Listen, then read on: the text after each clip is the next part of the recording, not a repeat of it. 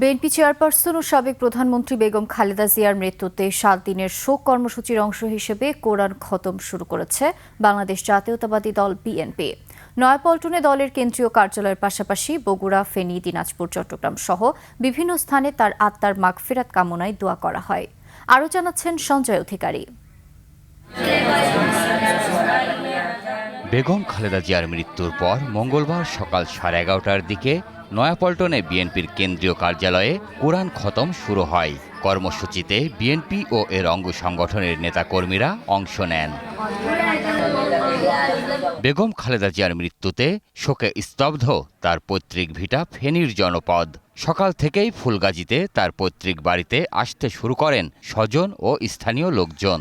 সেখানে বিএনপি চেয়ারপারসনের আত্মার মাগফিরাত কামনায় কোরআন খতমের আয়োজন করা হয়।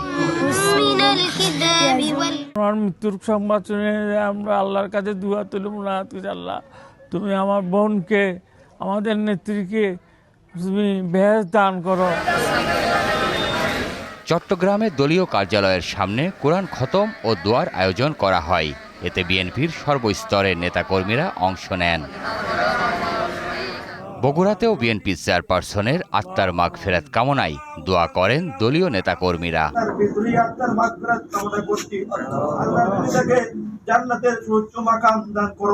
খুলনায় সকাল থেকেই দলীয় কার্যালয়গুলোতে কোরআন তেলাওয়াত শুরু হয়।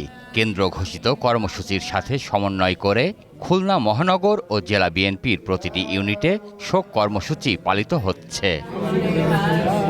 এছাড়া ময়মনসিংহ, বরগুনা সহ দেশের বিভিন্ন স্থানে বেগম খালেদা জিয়ার আত্মার শান্তি কামনায় দোয়া করা হয়।